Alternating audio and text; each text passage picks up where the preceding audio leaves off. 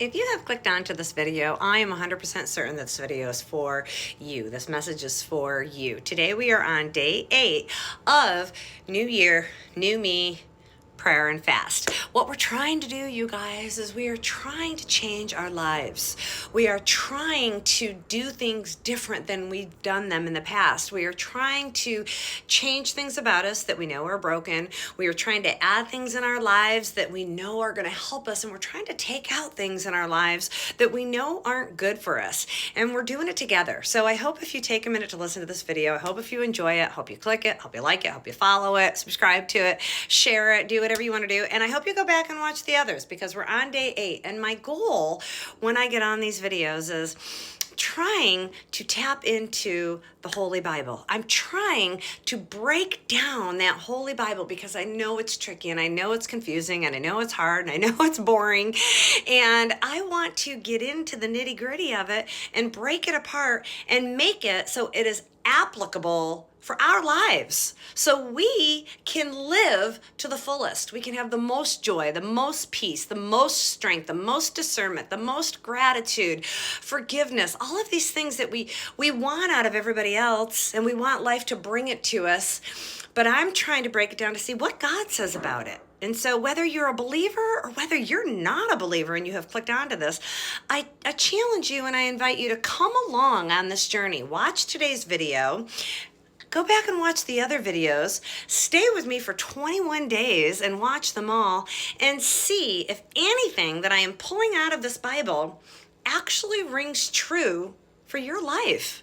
And if it does, all you have to do is start inviting God in. It's all you got to do. It's all He wants. He knows you can't do things on your own strength. He knows we are going to walk in repetitive circles. He knows that life is going to throw us a bunch of trials and issues and situations and offenses. And so He says, because I know all of this, I just want to invite you to walk with me. And so I'm here to try to just shout to the rooftops about the goodness of God and about what God says about our daily life and how to live and how to make the most of it. So today's, and I'm breaking into all sorts of applicable topics. So we've done wisdom, we've done anxiety, we have done joy. Today we are doing gratitude. And gratitude is so key. And what I'm trying to put out on this one is not that we are just changing our attitudes. We're not just walking around with the power of positivity. That's not what we're doing, because there are a lot of situations in life that don't offer us the feelings of positivity. So how do we walk in gratitude when things aren't going our way? How do we walk in gratitude when life is hard and it's stressful and it's heavy and it's dark? How do we do it? And what does God say about it? This is the first verse. 1 Thessalonians 5:18 says this. And in this Bible, you guys, when you start trying to get into it and you start asking God, show me something, God, teach me something I don't know, help me, guide me, He does. He does. That is what His word is for. It's a literal handbook for life. And at first you start reading it like me. I've not always been this faith girl. I spent over 40 years just doing it my own way. And when I first did this, I read this Bible, I put it down and I put it down. I want nothing to do with it. It took me over 4 or 5 years to even regularly get into it because it was so tricky. But as I have realized, is every time I invite God into it, every time I ask Him, open my eyes, open my heart, and show me something new. He shows me something new. And every single time He shows me something new, it's helpful for me. It's helpful for me. 1 Thessalonians 5:18 says this, give thanks in all circumstances. This is God's will for you in Jesus Christ. God's will for your life is to give thanks in all circumstances. And you're all, yeah, right. I can't give thanks in all circumstances. You don't know my life. Well, that's why God says, give thanks for everything in Jesus Christ. It means you stay with Jesus Christ. You stay talking to God. You stay praying to God. You stay hopeful and expectant of God, no matter what your situation is. So if you're in a bad situation right now, God isn't saying enjoy it. He's not saying that. God will put you in situations. God tests us to grow us and to give us perseverance and to shake off some of the brokenness so the beauty and the strength and the goodness can come out. And so God's not saying you're not going to love every single portion of your life. There's another Bible verse, Ecclesiastes. I can never say that one. Ecclesiastes 3. And I'm going to let you guys just go ahead and look this one up because it's long. But basically it says this. There's a season for everything. There's a season for life. There's a season for death. There's a season for joy. There's a season for sadness. There's a season for reaping. There's a season for sowing. That's life. That's life.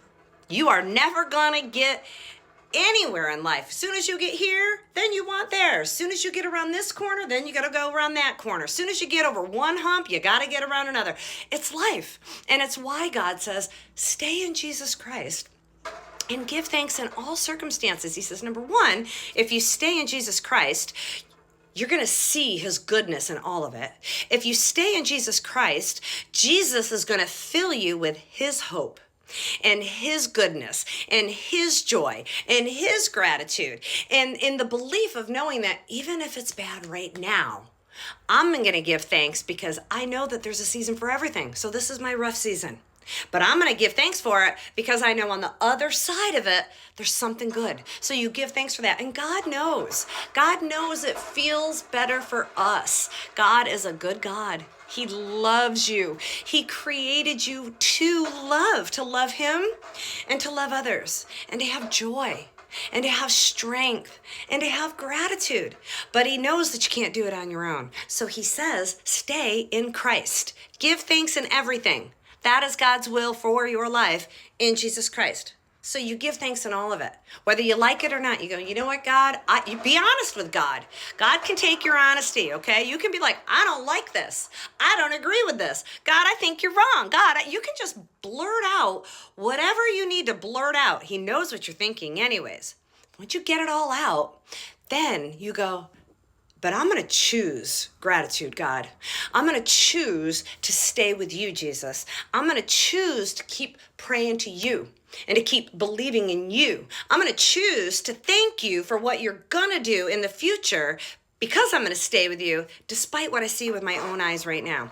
And you guys, everything in this world is trying to pull you away from Jesus. Everything in this world is trying to pull you away from gratitude and joy and peace. This world promises you it in all of these things, and every single one of them comes up short. Every single one of them comes up short, except for Jesus. He's the beginning, he's the end, he's in everything, he's through everything, and he is faithful. He never changes. That's why they say build your foundation on Jesus, because he never changes. Everything he says in the Bible, it was true when he started it, it's true now, it's going to be true until the end of time. And he loves you. And he wants you to walk around with purpose and with joy and with strength and with gratitude. But he knows if you get caught in ungratitude, if you get caught in anger, if you get caught, that causes resentment, that causes bitterness, that causes disconnect, that causes so much ugly inside of you that you're not going to thrive. So he says, I ask you to choose gratitude and to choose it in all circumstances and to stay in Jesus Christ. And this last little part, I want you guys to look this up. It's 2 Corinthians chapter 4, verse 4. And it says this. It says that the God of this world, little g, not big G, the God of this world, he's deceived everybody. He's got everybody's eyes blind. So that's why you're sitting here going, no, I can't be thankful in everything. Well, no, because everything in this world is meant to draw you away from it. It's meant to tell you, go after that money. That's going to get you happy. That's going to make you have gratitude. Go after that job. Go after that perfect body. Go on TikTok and make a lot of money. Go after whatever it is that you think of this world is going to make you thankful. And God is telling you everything in this world is going to come up short. That's why God says, my will for your life is for you to stay with me, build a relationship with me, get to know me, get in the Bible, look about me, get in the Gospels, you guys. Just read about Jesus. Just straight up get to know Jesus. Invite him into your life. Ask him, help me be thankful in all circumstances. Help me believe that you're going to show up. Help me with my gratitude, God, because you're not going to do it with behavior modification. If you would have done it with behavior modification, you would have done it already. So invite the power source in. Invite him in. Ask him to help you with gratitude. Be expectant that God is going to show up, because he always does, because he's faithful. Stay with me on this journey. 21 days we're doing this.